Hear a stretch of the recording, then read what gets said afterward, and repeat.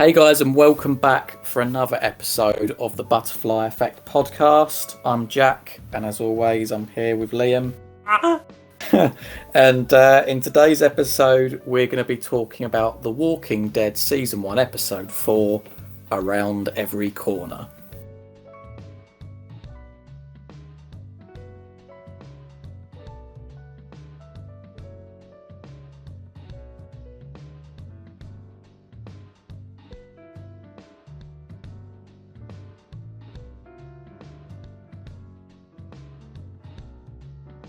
Okay, so obviously the group have got off of the train. It has arrived at Savannah, and they're doing a bit of creeping around because it's looking very deserted. They then start heading down a street, and then a bell starts to go off, and you see this little mysterious figure running along the rooftop, thinking, "Ooh, is that the guy on the walkie-talkie from before? You know, who is it that's trying to bait us out with all these zombies?" And I suppose this sort of very quiet opening suddenly picks up pace, doesn't it? Because suddenly a load of zombies come out of nowhere, and Tuck, I've got to say, he's barely in this game, but man, is this guy a fucking hero.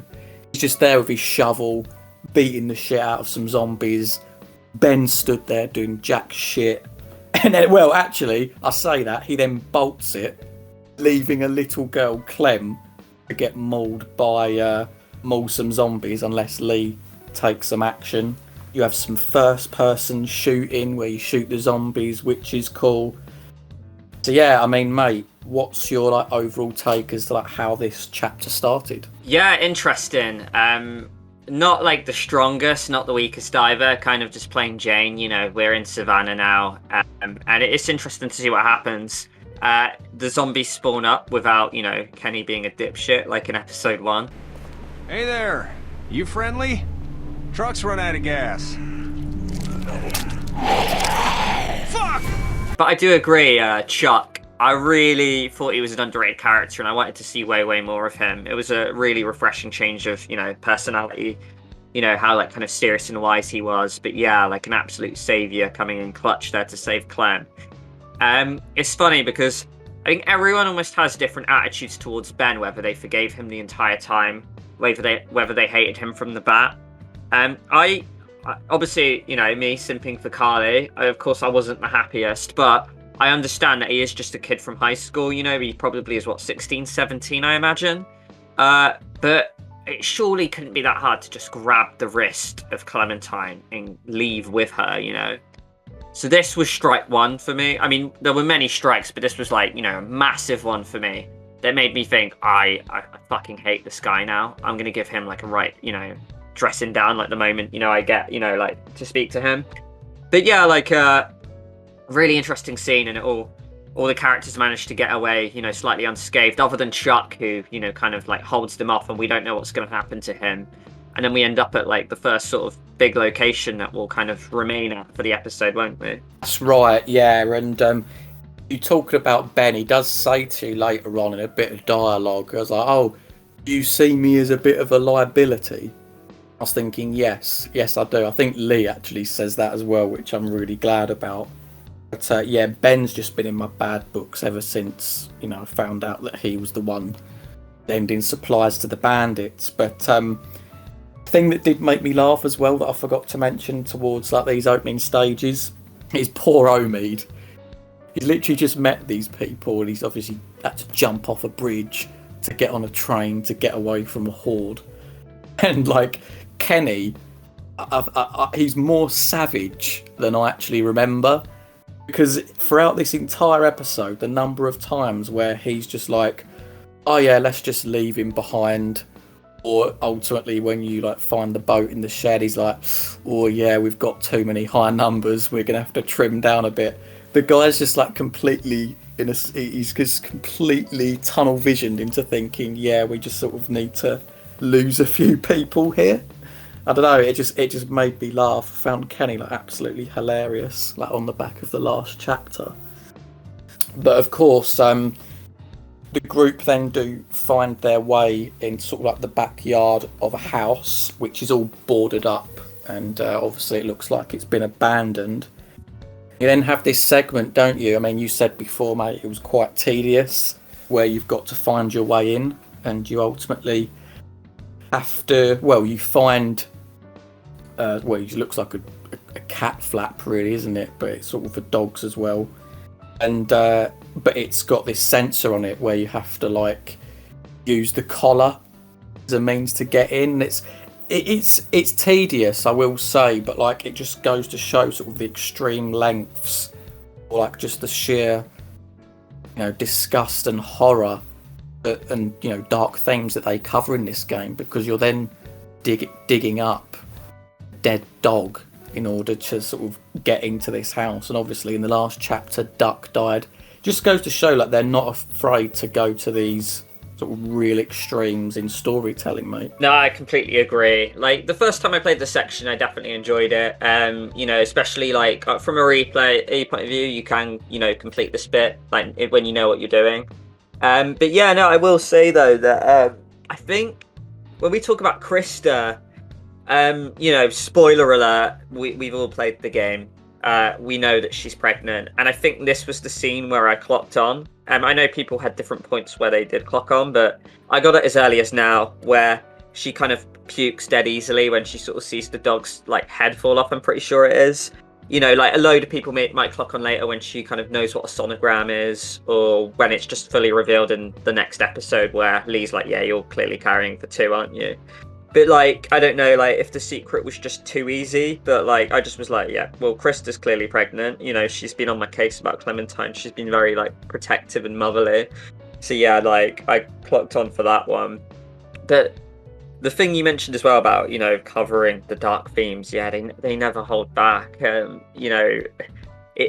always been one of those people that can't quite handle like animal cruelty and animal death. So I think when I was 16 and I first played this game, it did hit me in a weird way, and I, didn't quite enjoy this scene. Obviously, we break into the house and Clementine just runs through while you're discussing how you're going to go forward. And she I think she kind of did it a little bit in episode 3, but this is truly where she's coming out and she's kind of ignoring you a bit more. She's slightly becoming disobedient. I mean, I don't know if you remember, because it was like a decade ago nearly. But do you remember like your attitude towards Clem at this point? Did you give her a scolding, or were you like, way to go, Clem? No, I mean I don't remember how I was thinking back then, but I probably would have told her to rein it in a little bit. She is ultimately a child still, and obviously she's under my protection. I do champion the fact though that she has a mind of her own, that she's sort of contributing in ways. And obviously, like as the series and the seasons go on, we just sort of see that develop more and more, because ultimately that's what Chuck was telling you to do. She needs to sort of start to not embrace this world, but just to familiarise herself with it and not be afraid to sort of take decisions and such. But yeah, like at the end of the day, she's still a little girl, so 9 times out of 10, I think I'd have scolded her for it. Fair, mate. I mean, the next section is pretty tedious. It's just, like you get in and you just like uncover this house. There's not much to say really. Clearly it was just owned by quite a wealthy family. You see stuff like dog food and you just have to cover downstairs. There's nothing significant, broom cupboards and whatnot. The next big scene really comes from when Ben comes to fetch you, telling you to come upstairs because something's wrong with Kenny. I mean, I'll let you take it away, mate. What did you think was going to happen at this scene? Yeah, to be honest, I really don't know. Certainly didn't expect what was going to happen, because obviously you go up to the attic, don't you, and you see Kenny on his knees, and you're thinking, at first I thought, is he just having some sort of mental breakdown because of Catcher and Duck, and it's just hit him now, sort of thing. Then, of course, as you then sort of the camera pans round and you sort of see this little boy. He's a skeleton, really, isn't he? And it's quite obvious that the fact that he died from starvation and has now turned into a walker, he can't even stand up, he keeps falling over and such. And then it's almost apparent, it's so obvious to the player that this boy looks like Duck, so you can immediately feel the heartstrings being pulled for for Kenny because it's such recent memory for him that he lost his boy. Yeah, I completely agree. It's very dark. Like you say, he's just lost someone the day previously or the same day maybe. And then out of nowhere, he's got to deal with this kid. And one thing I like that they do touch on is that this could have easily have been Clem hiding in the treehouse. Clearly, this kid has not had the parents to come home or not had a guardian to collect him. And this could have been Clem, and luckily Clem found you, or you found Clem even. But yeah, this kid just too scared to leave the attic has just died of starvation. I mean, that is fucked up. And it's just such a dark theme that if this apocalypse happens, you know, like this is clearly what would probably happen to a lot of families. And it's just seriously dark. Yeah, I was going to say, did you kill him or did you give the gun to Kenny? Because obviously Lee makes the point, doesn't he? This isn't your son, you know, this in a weird way will be of a benefit to you. Not necessarily as like closure per se, but try to accept and come to terms what's happened to Kenny in the past. I just killed it myself again with the wrench or whatever. I just was like, nah, like it's too close to home for you. How about yourself? I don't know, but I think I would have got him to do it. Really, I think like it would have been tough on him, but don't know. I feel like it's a difficult hurdle to jump over, but almost a necessary one for him because you can see he's starting to lose the plot a bit. I'd sort of want him to sort of take responsibility. I don't know, just to make him feel a little bit more part of the group again. A really tough choice, but I think I would have got Kenny to do it personally. Oh, that's more than fair. So here's a bit of like a personal story for you when you, you know, the scene afterwards where you have to go outside and bury the boy. I actually got a really bad jump scare when I played this as a kid, because I remember like my dad started hoovering my bedroom at the stage, and I put the headphones on, and to block it out, I had it on full volume, and the scene's really clever because it shows you the same frame over and over, like the same shot, but like you're just, you know, putting more and more soil in. So the only thing that's changing other than the you know, like, because the camera angles are the same, the only thing that's changing is the amount of soil in the hole, you know, where the boy's getting buried with its dog. And then out of nowhere, like the silhouettes in the background, clearly like, you know, the person who's been on the walkie-talkie with Clem.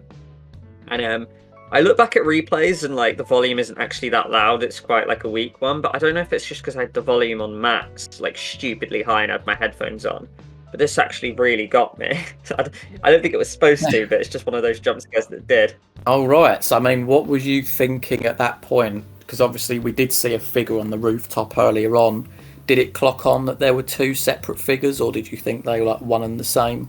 Yeah, like one was clearly like, you know, like a hooded figure who was agile, jumping about, and this figure just, you know, was like running in a way where I was like, nah, I doubt this can be the same person.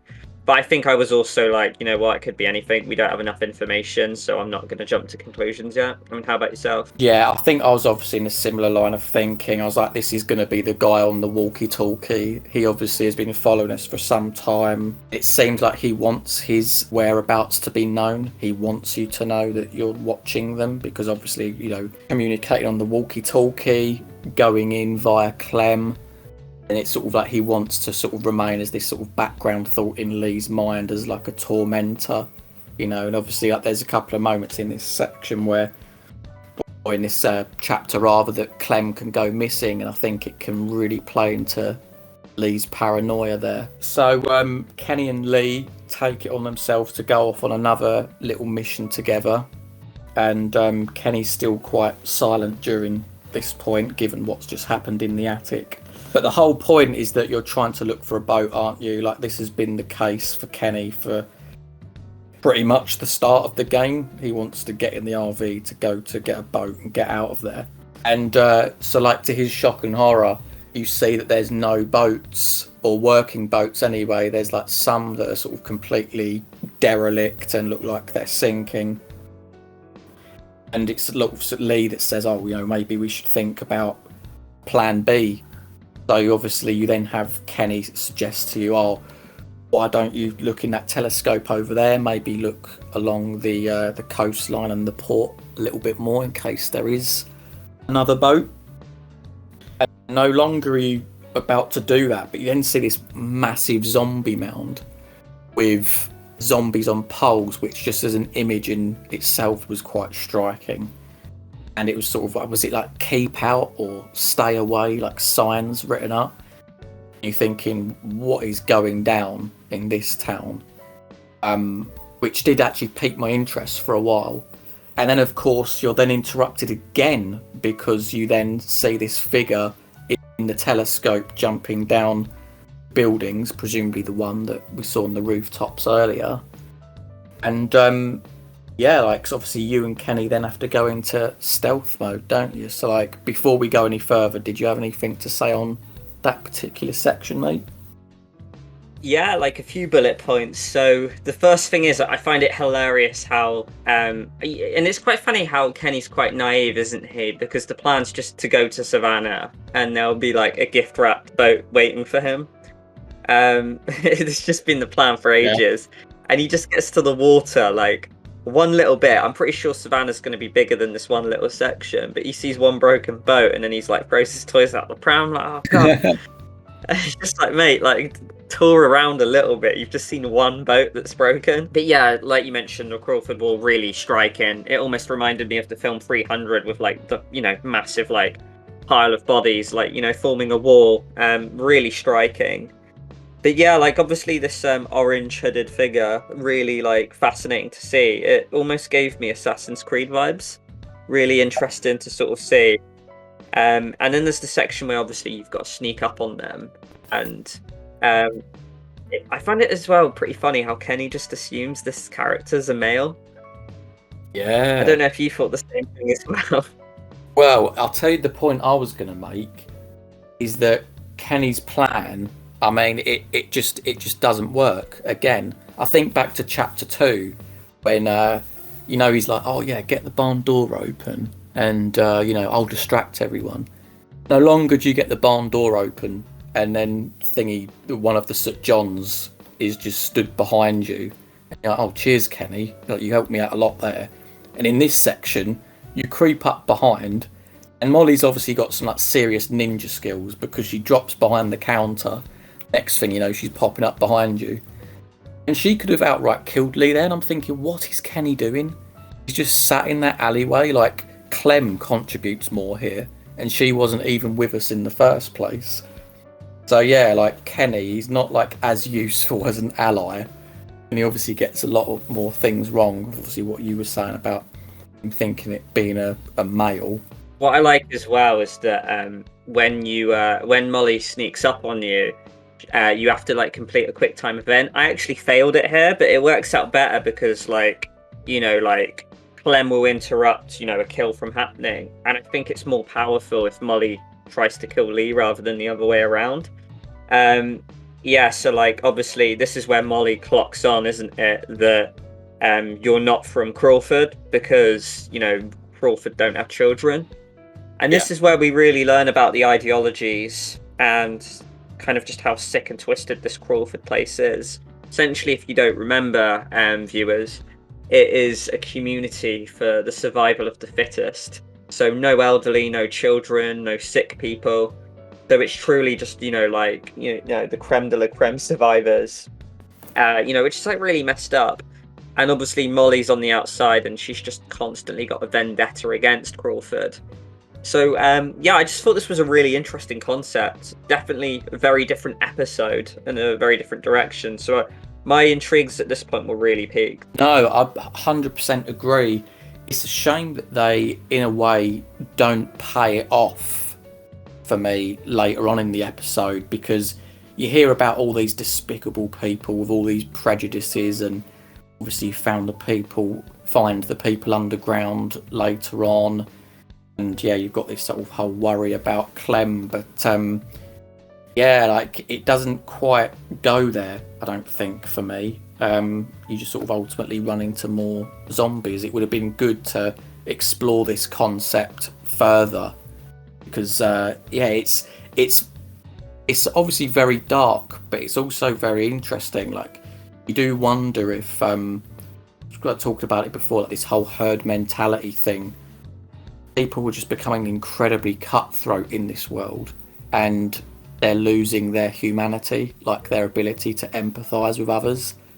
They're just sort of like, yeah, survival of the fittest, and that's it.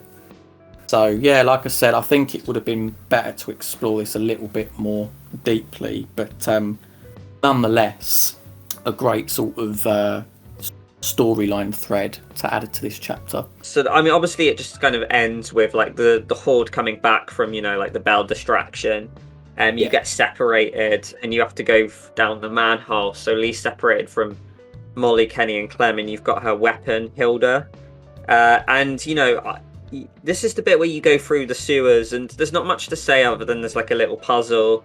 I quite like the cool setting of it. You know, like you've got the water droplet sounds in the background, and it's just quite an eerie environment. You know, different as well. I always appreciate variety in locations in games. But then, you know, we come across the dead body of Chuck. I mean, what were your opinions, mate? Were you saddened by this? I was, yeah, because obviously the last time you saw him, he's like fighting off all of these zombies, and you think in chapter 3 he gives you some solid advice. He is there as almost like that wise father figure. He plays a bit of guitar. You know, he seemed like a no-nonsense guy, which I think is like a really useful asset to have in the group. And he took a lot of responsibility on his shoulders for these people that he just met. And of course, we don't even see him die. It's off camera. It's sort of quite an undignified end for him, just to sort of end up in the sewers. So, like, while he was not even in it for like one episode, really, his character made an impact for me. I don't know about you.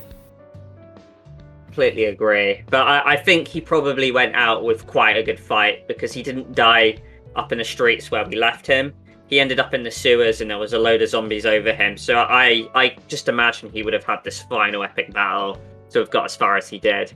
But nonetheless, you know, really appreciated. He saved Clem's life, and he went out on a good note. So yeah, Chuck, forever a hero. Yeah, and then of course, not long after that, you do a little bit more exploring, and you find a hidden passage, don't you, which leads to a secret community of all those that were marginalised by the Crawford town.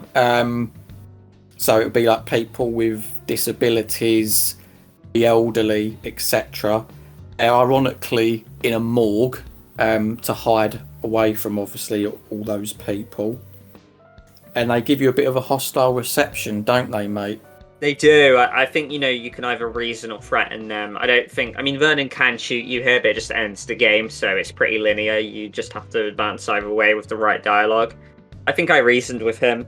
But it's, yeah, dead interesting, this scene. I think, you know, firstly, I'm pretty sure the girl who plays Bree was a fan who won a competition, who got to, like, be in the game, which I thought that was a cool little neat touch. I might have remembered that wrong, but I'm pretty sure that's what happened.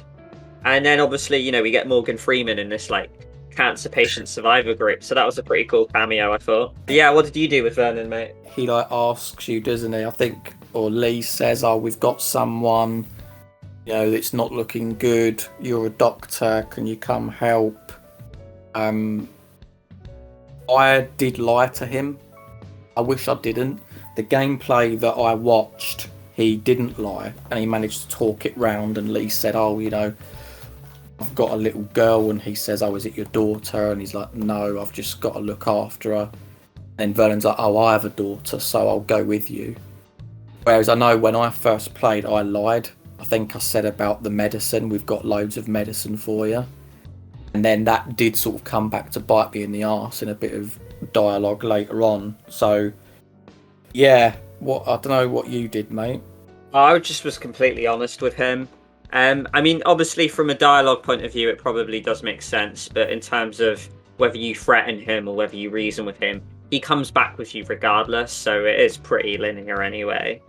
Yeah. But it's interesting, because obviously you return to Crawford with him, and Krista's obviously delighted that you've managed to bring a doctor of all people, which is what Amy needs. But I don't know like about you, but this is like another strike for Ben with me. He was supposed to look after Clementine, and not only did she run off into the city by herself to find you outside the Crawford walls, but she's just gone missing again. And you have a pretty long, tedious section where you have to go around finding her. Yeah. And I don't know what Ben was up to. But I mean, obviously, luckily though, that Clem discovers that in the shed of this mansion, you guys were kind of sat above like a boat, which is what Kenny wanted, a perfectly intact boat inside a shed. So yeah, nice little uplifting moment, which is like probably the first time we've had something, remotely positive for a good while anyway. It is, yeah, and it enables the group to hatch a plan of sorts, doesn't it? Because all they really need is a working battery and some gas. But coming back to what I said earlier, Kenny wants a word, doesn't he? He's like, this boat, it will have a capacity for, did he say 5 people? And there's like 7-8 people, and then of course that there's like a hidden community in the morgue as well. And he's sort of there like, yeah, well, what are we going to do about that? It's just, I don't know, I'm going to start nicknaming him like Kenny Cut and Loose, because that seems to be what he does. Like, he's just ultimately, maybe it's like his family instinct or something, but he just doesn't like to have a lot of people with him. He sees them as burdens. Maybe he would have fitted in with this Crawford lot. I don't know, but very interesting. Instead of instead of Kenny Loggins Footloose, we have Kenny Cutloose. Yeah, I like it. I always wonder as well why he feels so entitled to the boat. Like, Clem's the one who found it, and suddenly he gets dibs on it, and he's like, yeah, right, I'm deciding who stays and goes. It's like, I know like your plan was to find a boat, but Clem's the one who found it. Yeah. Nah, it seems like, he's taken ownership, and it's his plan, it's his way sort of thing. But that's just part of his character, I suppose. There's that moment, isn't there, where Clem is asking whether she can come with you or not. I mean, to be honest, I think like 95% of players said, yeah, come with, because it's more Clem scenes. I didn't really see the value in leaving her behind and splitting the group. Did you take Clem with you as well? I did, yeah. I thought, the whole Ben thing, it's probably best she stays under my wing.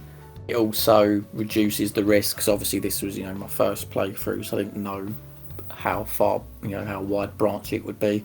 But it just eliminates the possibility of someone taking her as well. So I thought, yeah, stick with me, girl. Of course. And I mean, obviously, so yeah, like we mentioned before, we get to Crawford and we go up to sneak on the first guard. And, this is obviously where we discover that it's a zombie and Crawford isn't human anymore. It's been overrun.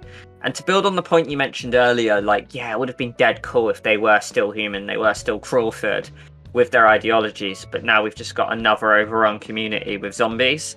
And don't get me wrong, like, I mean, it would have been cool to have seen this. And I do get the later sort of seasons do start introducing this, whether it's like, Carver's group, whether it's the season 3 sort of like, that has a human community, a few of them actually.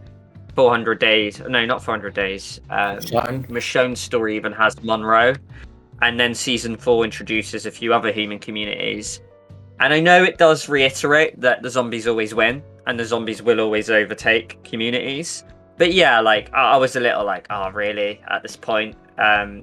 Yeah, so, I mean, were you underwhelmed by this as well? I was, because you think, like, even sat here now, I'm thinking, like, there's so many interesting ways it could have gone, because, say with my playthrough, for example, where I lied to Vernon because I was essentially looking out for Omid, like, it would have been a good parallel for, like, him to find that out and be like, oh, you'd have fitted in here, Crawford. And obviously Kenny, he's quite secular as well and looking after his own. There could have been some, like, interesting moral discussions there. It might have been a situation where you ultimately give up Vernon or you give up Bree in order to save someone else. So, like, I think it would have done more for this chapter to have had the Crawford community than not, to be honest, to like build on that a bit further. I guess, like, you're in this school, and I have to note as well, I really like the kind of the piano theme, going on. I know loads of people actually rate this as one of the worst episodes in Walking Dead, but I quite liked it. It had its own identity, I felt, and the music definitely helped this. I mean, even just the school setting, it's interesting as well because you're hatching this plan and, you look at the map together as a group. And one thing to notice as well is that I know the game's not so subtle at hiding the lies and the mysteries. but you just notice Molly is clearly from Crawford, or was from Crawford at least. It's that really dumb bit of dialogue where she's like, "Oh yeah, where can we get meds? Oh, the nurse station. They were using it as a..." And then, Krista's like, "Oh, how did you know that?" And then her face just drops like, "Oh, it seems obvious, doesn't it?" Yeah. And I just was like, okay, great. So Molly's used to be from here. Makes sense. So yeah, I thought that was a bit of a letdown. And then obviously, we have Ben as well, who's like annoyed because he has to look after Clem in the classroom, not touching anything because we don't trust him. But he starts talking to you, mate, doesn't he, about how it's eating him up and he wants to tell Kenny. I don't know, what your reaction to that was. Well, I was thinking, well, at least he does have some sort of moral compass. I mean, I know that he was saying about it before, and I told him to keep his mouth shut. But again, I was sort of thinking, there's a time and a place. Is it really going to be beneficial for it now? Like, if I'm speaking selfishly, I'm thinking about, myself and Clem. If it starts kicking off in this group now, then it's curtains for all of us. So I was sort of almost towing the line of like, keep your mouth shut for now. There's going to be a better time to tell him. But yeah, I just thought it was quite interesting that Ben, picks his moments like that. I know it's eating him up, but yeah, it's pretty silly, really. It could have waited, till afterwards. But I don't know about you, mate, but the sections that follow are quite tedious, like collecting the battery, helping Vernon and Krista. I won't dilly-dally in all of it too much. I thought, the roof jump section was really cool when the zombies overrun the little garage, for example, and you've got to, do the cool jump. Yeah. But it's just a lot of going backwards and forwards, the classroom and then back. And then, you've got to help, Kenny and Bree shut the door. And, you close it with the hatch. Then you've got to help Vernon and Krista. There is a little cool optional thing you can do on the side, which I'm pretty sure I actually missed first time I ever played this game. But going back, you can kind of look through all the tapes and stuff where you find out there's this girl who was pregnant and got kicked out of Crawford because, she, was wasting the meds or something. I can't quite remember. But it really goes to show how dark this Crawford place was.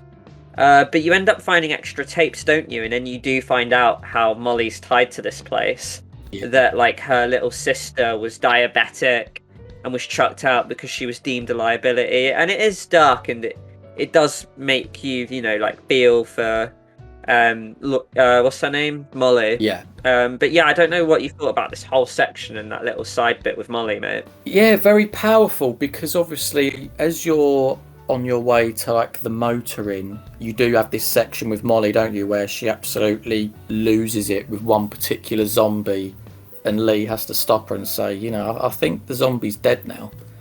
And she sort of tries to palm it off, saying just to make sure, but it was quite clear that she had a personal agenda against that doctor for a particular reason. And I'm glad that they followed it up. I'm really glad that they explored it more here. And in a way, you can understand. It's not, to be fair, he is a zombie at this point. It's not like she's killing him per se. But that's her sister at the end of the day. That's probably all she had left in this world. And because of some BS rule, they're getting kicked out. Of course, as well, when you see the tape with Molly in it, the first thing you see is the doctor, pulling his flies back up. But clearly there's some sort of arrangement here where she's having to sleep with him to save her sister from getting chucked out. That just goes to show how much of a bad person this doctor was as well. On top of the other tape where you've got the pregnant girl, and obviously they don't allow children. So I'm really glad. Like I say before, I do wish that they covered this a little bit more deeply, but I am very grateful for these camcorder sequences, because it does give a little bit of background as to what was going on in Crawford at sort of the outbreak of the apocalypse. I thought it was just a really nice touch story-wise. Yeah, of course. Very nice. Obviously, we got to see how Crawford went from being a human town that ran Savannah almost to what possibly started the infection and, you know, the overall of the zombies in this little community. So yeah, definitely a really cool scene. When you get back, obviously, like, you know, Molly comes and joins you because, you know, she ran away with the battery.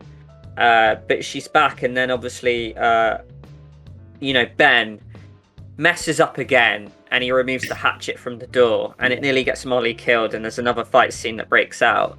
I really like the scene, because you're there trying to shoot this zombie that's, like, really difficult to aim at, especially with, like, the low sensitivity, and then this zombie constantly moving, and you think Molly's going to get bitten. And the gunshot happens when you don't pull the trigger, and she thanks you, and then, you know, it's like, it wasn't me. And then you just sort of see Clem there holding the gun, and she's like, nice shot, kid. And I just love this moment, because we saw, obviously we taught her to use the gun in episode 3, but then at the end of episode 3, she was too shy to use it, and you had to save her. But this time, she just got a really badass shot off, and obviously there's this father-daughter relationship that's being built, and I was just so stoked for her. I was so happy for Clem. And if you thought the same. Yeah, it's such a great payoff as well, because like you, even when you're looking at her through the gun, you're a considerable distance away, aren't you? And like both of the zombie and Molly are quite close together, so like, yeah, really great shot, and it's just sort of slowly starting to introduce Clem as a capable survivor in this world, which is obviously, of course, where the story goes from here on in. But it's like, this is sort of like the first point maybe that you could really pinpoint that to. Of course, you then get hoarded by the zombies, don't you? And ultimately it actually ends up killing Bree. I think a couple of the zombies manage to break in and kill her, which is a shame. And then Ben, again, of all the moments, you're literally getting attacked by zombies, you don't know if you're going to get out. This is the moment that he decides to tell Kenny that it was his fault that Catcher and Duck died, because ultimately he was the one that gave supplies to the bandits. So you've given him a strike or two already, mate. After now he's took the hatchet off the door and he's done this, where is Ben sitting in your thoughts? Pretty badly. I mean, maybe not as bad as some people, because I know people absolutely loathe him. But, like, I think we do have to remember that he is just sort of like a kid who lost everything. He is only in high school. I can't, you know, imagine what I would be like at his age in this situation. So, like, I tried to hold up some sympathy, but at the end of the day, like I said, you know, at the start of the chapter, he put a little girl in danger. He, you know, basically is potentially responsible for killing half your group, essentially. Yeah. So he does have to be, like, held accountable for that. And I think there is a section where everyone does a vote, and Krista and Kenny want him out, but Clem kind of, you know, reins everyone in a little bit, like, now we don't kill friends and stuff. We're all humans, we're all on the same page, and it's like, oh god, I can't go against Clem. So I think I was a bit like, okay, well, we'll keep Ben in, but, like, same time, let's vote later. We need to get out of here. Oh, well, you're a better person than I am, because this guy's been too much of a pain in the arse for this group. Because, like, that's the thing, like, you can feel sympathy to keep him alive, but if he's constantly endangering others, like, you think about he thought about himself with the bandits, which, you know, okay, anyone can make that mistake. 2, he then abandons Clem. 3, he's then stupid enough to let zombies in. And now he's like, this is the perfect moment to tell Kenny everything in the first place. For me, it's just sort of a case of, you know what, if there's a situation where I could abandon Ben and let him live, that would be like my, you know, that would be like my preferred way of getting rid of him, because he is just a bit of a liability for the group. So I can't remember if there was a choice here, but I do agree with you that now's not the time to make the vote. Let's get everyone out first and then do the vote, because yeah, you know, priorities and that.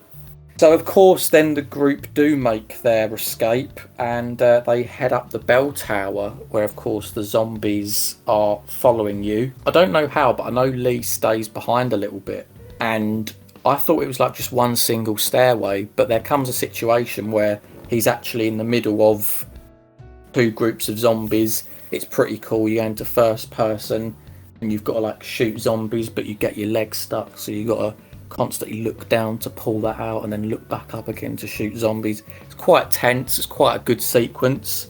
And once you get past through all these other zombies, Ben's just stood there, and as like a pure image, an idea, I thought it was really cool. The fact that there was a zombie tied up onto this bell, and it was somehow still alive, and it then grabbed Ben and pulled him down. I don't know what, I thought it was really cool, like in a sort of cinematic. I know it's not realistic, but in a cinematic way, it was really good.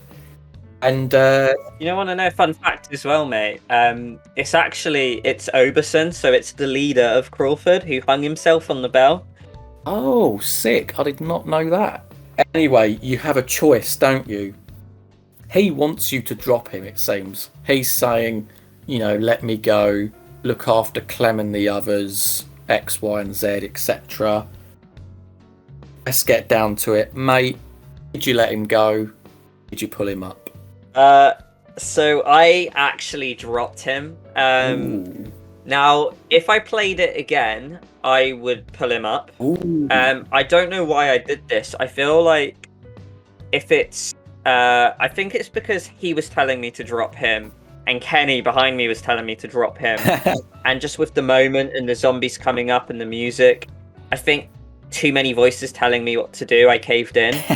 But if I was to do it now, I would be like, I can try and save him here. It didn't look like the zombies were too close anyway. But yeah, and I almost regret it. And I think the game is better if you do save him, because he gets a really cool speech in episode 5, which I missed out on. But yeah, how about yourself? I dropped him as well. Yeah, Savage Lee is back. Like I said before, the guy's a liability. I don't know if, in the back of my mind, Kenny's little speech about the boat was still there, about the capacity. I was thinking, here's a convenient opportunity to lose someone. I know it sounds brutal. Obviously, in a real-world situation, I would not be like this. But, it's a video game. Sometimes I do purposely do the wrong decision because it's, it's a bit of fun, isn't it, at the end of the day? But, yeah, I'll let him go. And I'm pretty sure you then see his body fall, and then these zombies start piling on top of him. It's quite a horrible end. It's brutal because he's still alive as well, isn't he? And his face is smashed in, but he's feeling like all these zombies maul into him. It's funny as well because it's definitely the minority decision there, mate. So we've both gone for the minority. And obviously a lot of viewers will be Ben fans out there, and they're going to give us a stick in the comments. I feel the keyboard's tapping away right now. Bring it on, guys. Yeah, bring it on. So obviously, you then make your escape. And the next bit for me of significance, mate, unless you want to interject, is when Vernon pulls you aside for a quick chat. And he basically says, look, you've been looking after this girl. She's not got parents. You've been doing a good job. But, there's going to come a point where, maybe you endanger her and she loses her life. How about I take her off your hands? She'll be safe with us. She'll have an endless supply of meds and food and stuff like that. I don't know, mate. As someone who's been very sparing and thoughtful of others in your playthrough so far, what was you thinking for this dilemma? Was you thinking, I'll give Clem up and make sure she's all right? Or was you like, no, I've got to keep her by my side? Oh, no, I'm on the dark side with you now. Ever since I dropped Ben, I'm committing. I pinned him up against the wall. I was like, you what, mate? How isn't he, holding any prisoners here? The guy tried to take Clem. And if you think back at a lot of the moments that have happened, let's say, for example, the pharmacy where Clem's leg got grabbed by a zombie. Lee was able to run over and kill the zombie pretty instantly. Vernon probably his hip would have gone in by the time he got there. I've fallen and I can't get up. I'm Clementine would have died about 5 or 6 times throughout this journey. So I was like, I'm not leaving you with Clem. Fuck off. No, it's a good little situation because it is an intriguing offer, but I also felt at the time it was one of those ones where it wouldn't have really mattered, even if I agreed to it.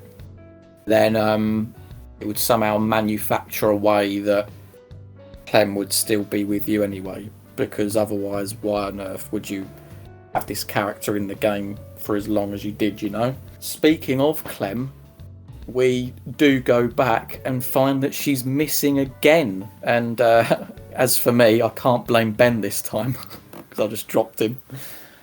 But yeah, like it's quite tragic. Lee sort of thinking, you know, where are you, Clem? He's looking out in the backyard, and then out of absolute nowhere, Lee gets bitten, which really shakes the foundations of this story, because you're thinking that means Lee's going to die.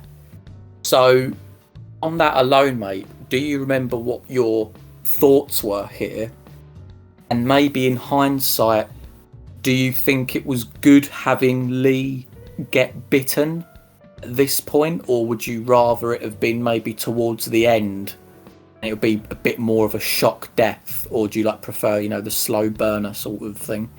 Yeah, I mean, I'll talk a little bit about the build-up as well with Clem, because I was really mortified for her, because obviously she's in Savannah, she wants to see her parents, and she's with this group, and they're obviously going to leave soon, and they're not letting her do that. And she obviously runs away, and I kind of look at it like, yeah, she's got every right to. I feel if I was that age and I was with a random group of people, I'd run away to, like, meet my parents, you know? As dumb as that might be, you're a kid, you know, you're going to do that because your parents see your world. So, like, I was really gutted, especially when I, like, tried to console Clem and hug her, and she rejected it, and I was mortified, and I was like, Clem, I'm sorry, let's go see your parents. I was running out there. So I think, you know, already the emotions were quite high, and then obviously the spite, you know, happens. And I thought it was actually perfect timing. I mean, like, maybe it could have been later, maybe it could have been earlier, but if you think about it, back then in the day, there would have been 2 months between every episode. And in terms of a cliffhanger, what a way to leave you on the edge of your seat, waiting 2 months for the next episode, where Clem's missing, you're bitten, there's no time, and, like, I just thought it was really powerful. But yeah, like, and it, like you say, it comes out of nowhere. You don't expect it to happen at all. If anyone did, you know, let us know in the comments, and hats off to you, because it really caught me off guard. Now, I don't know why I did this next bit, but I chose to hide the bite. I don't know why.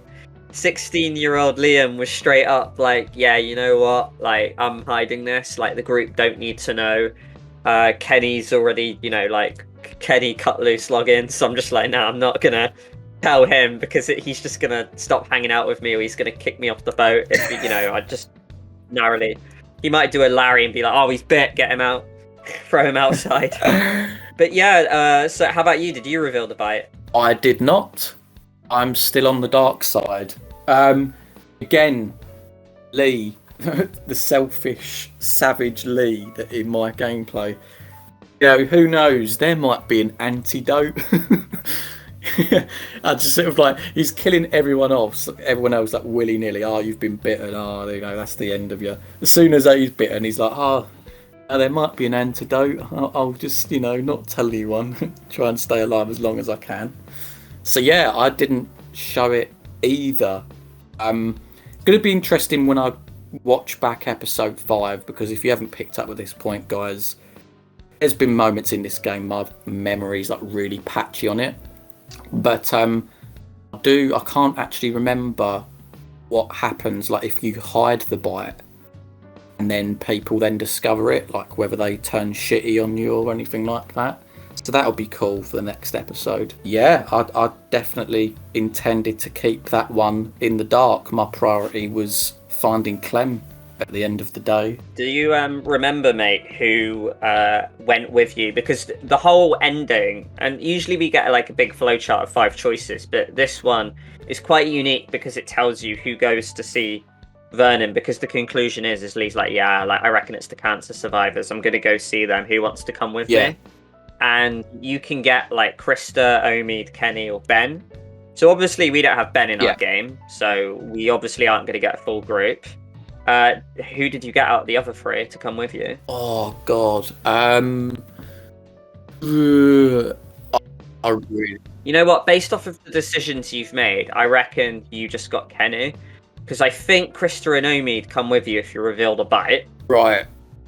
So I wouldn't have got them, and I doubt you would have if you hid the bite. Which is interesting because we're both in the minority again. We've done episode 4 very different from the main consensus. But I reckon you would have got Kenny because Kenny is just completely based off of your relationship with him, and we had a very hostile relationship. You didn't. So I reckon you would have got Kenny, just you and him as a duo go in to, save Clem. And I was alone. Like, Lee had to do this whole thing by himself, going up the ladder and, doing like the first half of episode 5 by himself. Right, yeah, I definitely wasn't by myself. I could say that much. I think you're probably right. It would make sense as well, given the decisions I've made and like Kenny's outlook on the situation. I find that I probably do sympathise with him, or at least understand where he's coming from a little bit more. And Omid's still got a bad leg.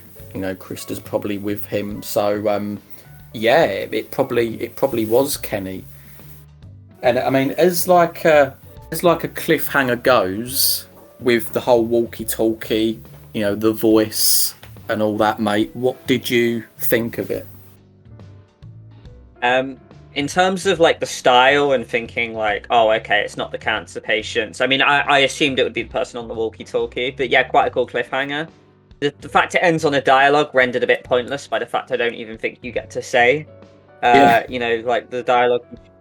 How about yourself? Yeah, no, honestly, I was going to raise that point. The fact it doesn't even say anything, it just cuts to black, doesn't it? I suppose, yeah, it's then setting up the antagonist for episode 5, and you think, well, he has got Clem.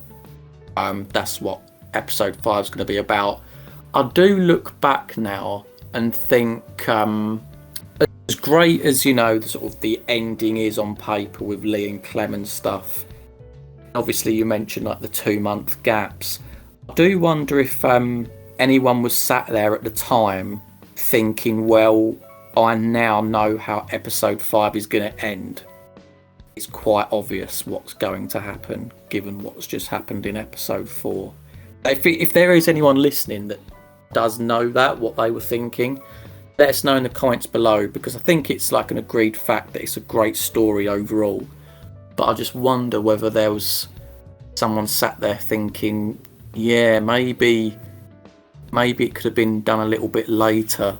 Maybe it could have been done in episode 5 to, give it a real shock factor. I don't know. But yeah, unless you've got anything else to add, mate, we can wrap it up there. Yeah, the only thing I really want to mention, and it winds back a little bit, is I just wanted to mention Molly a little bit, because she says bye earlier on in the house, and she completely leaves the franchise altogether. Now, I don't know if I love or hate this, because Molly was a great character, and I think throughout the franchise I was waiting for a comeback. I think in season 2 at one point I was like, oh yeah, like Molly's gonna come back. I easily thought maybe you could put her in instead of Jane in season 2. That's one of the thoughts I always had. Or maybe that Jane was like the sister of Molly. You could have like made it so Jane was actually Jamie, the sister or whatever. Yeah, like, I don't know what your thoughts about this are, but either way, maybe it would have just been better just to have left Molly short and sweet, not killed her character up. But yeah, like, it's a shame that we couldn't have revisited Molly at any point. No, absolutely. As you were talking then about the comeback of Molly, I was literally sat here thinking Jane is basically Molly in season 2. You could have had her come back, obviously because she knows Kenny, but if it was Molly, because she knows Kenny from season 1, it would have been a more interesting dynamic, because I know a bit of a spoiler alert for when we do season 2, but I did ultimately side with Kenny. So if it was with Molly, it might have been a bit different. There might have been a more of an interesting dynamic there. Sorry, I just felt as well like Jane mentions a sister throughout it, and Molly mentions a sister throughout it, and I just thought it would have been a neat touch to go full circle and make it so they were sisters. Maybe not have it so it's Molly, but maybe have it so Jane is Jamie, the sister. I just thought that could have been a really neat touch. And then Clementine and Jamie could have kind of bonded over like Molly and wondering where she is out there kind of thing. I just thought that could have been a cool arc. Yeah, I was going to say as well, they're both blonde as well. If you look at both characters, they're not too dissimilar. I think they've both got blue eyes. Yeah, that so could have worked. That would have been a brilliant, nice little tie-in between both of them seasons. But hey ho, it wasn't to be the case. But yeah, shall we wrap it up there, lad? Yeah, that's it. So thank you very much as always for joining, guys. Let us know what you did in episode 4, Around Every Corner. And we hope to see you next week for our finale of the season 1. It's a tearjerker, so yeah, we'll see you there. Yeah, I don't know where this series has gone. It's been so quick. But yeah, we'll see you next time, guys. Hope you enjoyed. Ta-ra for now. Take care, guys.